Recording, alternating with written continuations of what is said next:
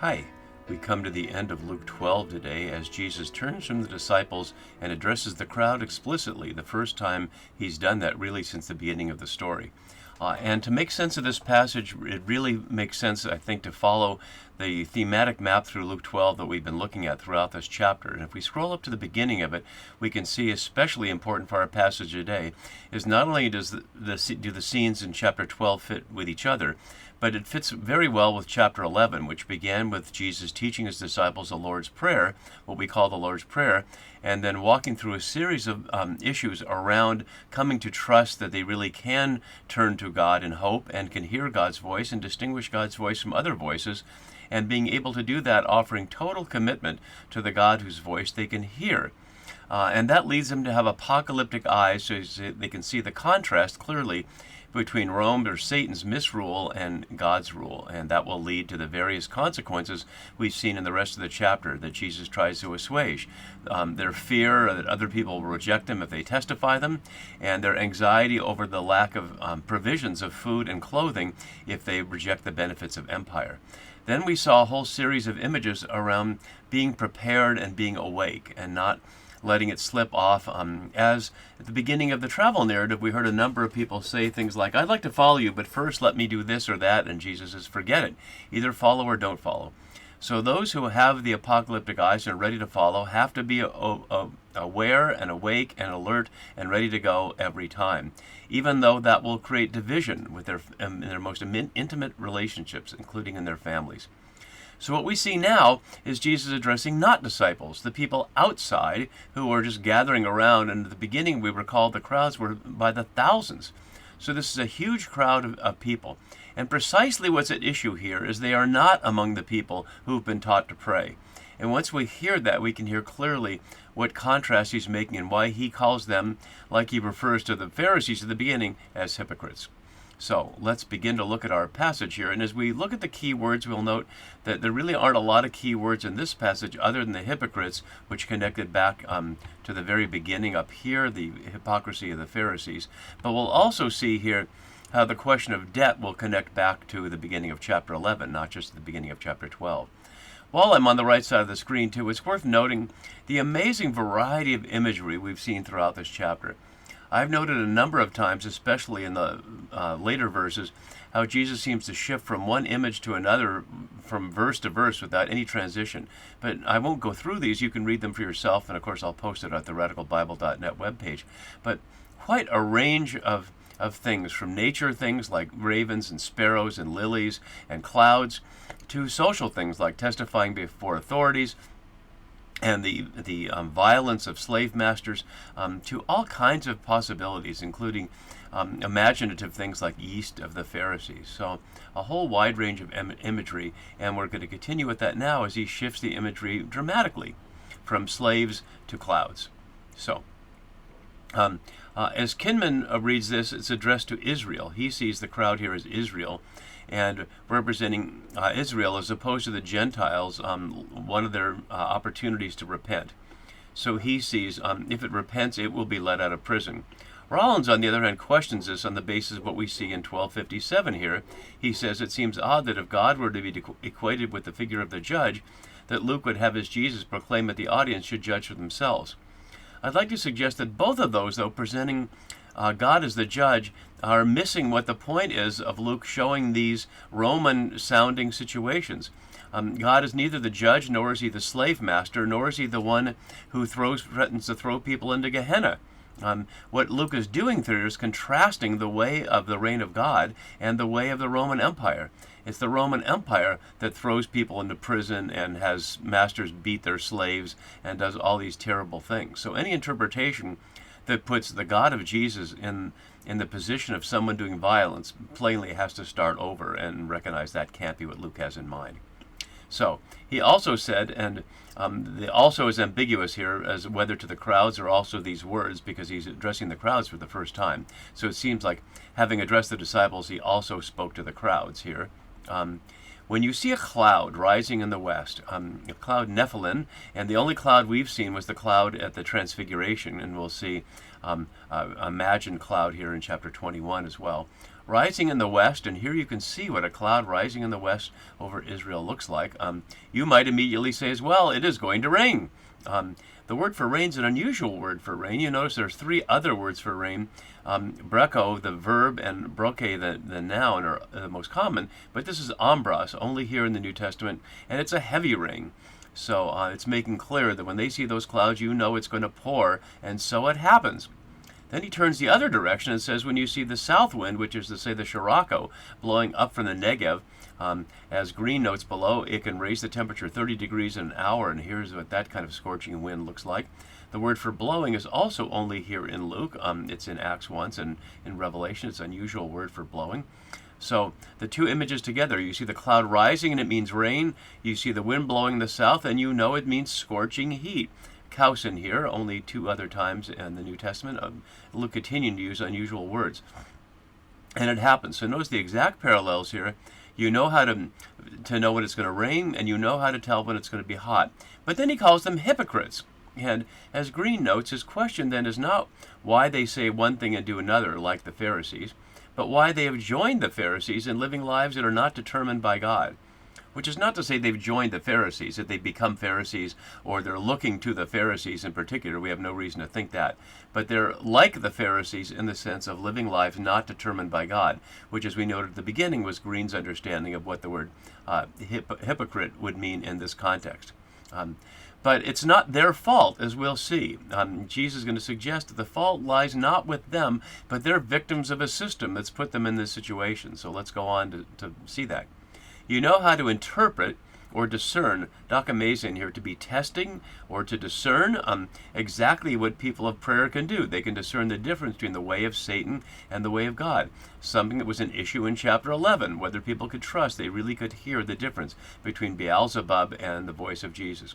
So you know how to interpret literally the face of the earth and sky. And this is a nice example of Uranus, where it clearly means sky, not heaven. It's often translated as heaven, and that often leads Christian readers to think of it as a non-physical place where non-physical things like souls go when you die. But the ordinary meaning for Uranus, just like in Hebrew, the ordinary meaning for Shemayim, is the sky, the place where the sun and the moon are, the place where the rain comes from, as indicated here.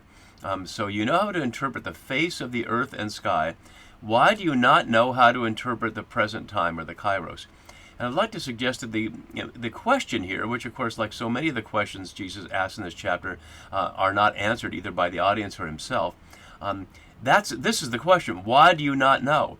It's not just that they don't know. The reason they don't know is the religious leaders have not taught the crowd how to pray and thus to discern God's will. And that's not just the Pharisees. We'll see more of that as we go, and certainly when we get to Jerusalem, that the religious leaders are concerned with preserving the power that Rome has given them, and not at all concerned with discerning God's will. And as we'll see, that'll be presented in Luke as it is in Matthew, much like Jeremiah presented it at the time of exile, that both destructions of the Jerusalem temple were done because the Jerusalem leaders had cooperated with empire rather than listening for God. But we don't know all of that yet. We'll see that more as we go. So he leaves this question open, why they do not know how. As Fitzmyer suggests, their problem is much more an unwillingness to interpret than an inability. But we don't know that. We really don't know what the intention of the crowd is. They don't speak here. He's just speaking to them. So I think it's not fair to say that they're not willing. They are around Jesus. They're trampling one another to get to him, although that very trampling is not showing the kind of respect they would have if they were actually listening to Jesus. But they're not there yet, but they're at least coming to Jesus, and we have no other knowledge of what their intention is. So I'd like to suggest it's more likely that what he's doing is castigating the failure of the religious leaders than this anonymous crowd themselves. And notice the same word here in both places. And here for present time is kairos. It's part of the whole thing we've been seeing throughout, the from now on and unexpected hour. But this is the kairos. It's the moment. As Jeremiah says, let's look at that in 8:7. He says, even the stork in the heavens knows its times, and the turtle dove, swallow, and crane observe the time of their coming. But my people do not know the ordinance of Yahweh. So again, as I was suggesting, Jeremiah offering the same reality in his time as Jesus is trying to offer in his. And if they did know how to discern the kairos, they'd recognize that they should be siding with Jesus and his way and the gospel, and not with the Roman way. But he will continue to show the consequences of what happens because they aren't able to do that. And so he asks another question, shifting from discerning the sky and the times to judging.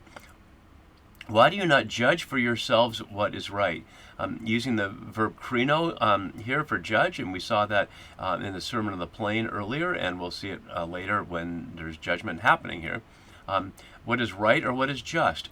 Notice the question of justice is exactly one of the things that Jesus castigated the Pharisees for neglecting, that they were hypocrites because they offered tithes on the small things, on herbs and spices, but neglected the important things, love of neighbor and practicing justice. So these people cannot judge, cannot discern what justice is here. And because they cannot discern what justice is, they're going to end up in the Roman system, which Jesus is plainly pointing out is not just at all, any more than the relationship between slaves and slave masters was just. Let's look a little more closely at this image he offers here.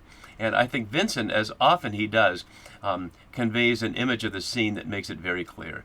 He says here, the accused cannot or will not pay, but the fact that he is jailed rather than sold into slavery implies that there are assets to be sold, or relatives or a patron with deep pockets who can step forward and pay his way out of jail. This passage, then, whether we consider it a parable or non-parabolic teaching, imagine the audience in the position of a person of means that he will not admit, involved in a lawsuit that he will not settle, facing the consequences of holding out for a victory that he will not gain. All the advice of the chapter is relevant. Sell your possessions and seek the kingdom. Recognize that the kingdom is very close and that your only real hope is to rely on God's mercy. When you are arrested, rely on the Holy Spirit and not on the courts. I think, as I've just said, Vincent really gets to the heart of the matter there. So let's see what he's suggesting here. And again, not hearing this as somehow God is in the role here, but this is what happens to people who owe money, as almost everybody who weren't the elite did in the Roman world. When you go with your accuser, antidikos, otherwise as Satan here, and we see it only in Luke 18:3 here, where the widow is looking for justice against her opponent, and that little parable is very close to the one we're with here. We'll look at it more when we get there. So when you go with your accuser before a magistrate, an archon, or a leader or a ruler, that we saw the people that you'd be put before to testify earlier in the chapter, or back in chapter 11 rather. No, earlier in this chapter, I'm sorry. When you go with your accuser before a magistrate on the way, and entahodo, which is to suggest the image of on the way of Jesus as well, but on the way in this, the New RSV has make an effort to settle a case, but it's better than that. Fitzmyer earlier on said, give your best to set yourself free. Also, it could be learn to work out compromises. Marshall suggests the result of the implied settlement is not that the two parties are reconciled to each other, but rather that the adversary goes away for good. So I offer out of all that, give your best to set yourself free, which is to say not only set yourself free from these rulers, but to set yourself free from the empire, from the whole system of the religion of empire, so that you can be free and come and follow Jesus. If not, you'll be dragged before the judge. Using a word only here in the New Testament, katasuro, suggests the opponent is socially more powerful, which would be the case if they're the one who's loaned you money that you can't pay back. And you'd be dragged before the judge, a kriten here. Notice he invited you to be your own judge, but if you're not, you'll be dragged before the judge, and the judge will hand you over to the officer, in this case the proctor, the constable of a debtor's prison. So now it becomes clear what I've been implying all along, that this is somebody who be sent to debtor's prison. And as the note below says from Kinman, in the Roman jurisdiction there was no such official, but they were ubiquitous in the Greek world as a municipal official who saw to the collection of debts. And that's the case. Notice you're handed from one to another, the accuser to the magistrate to the judge to the officer, and the officer throws you in prison. And notice the throwing parallel to what Jesus was eager to do, to throw fire on the earth and start that fire, and throw you into prison, and thulake, and here's exactly the Roman prison, at least in Rome, although the story itself is not taking place in Rome.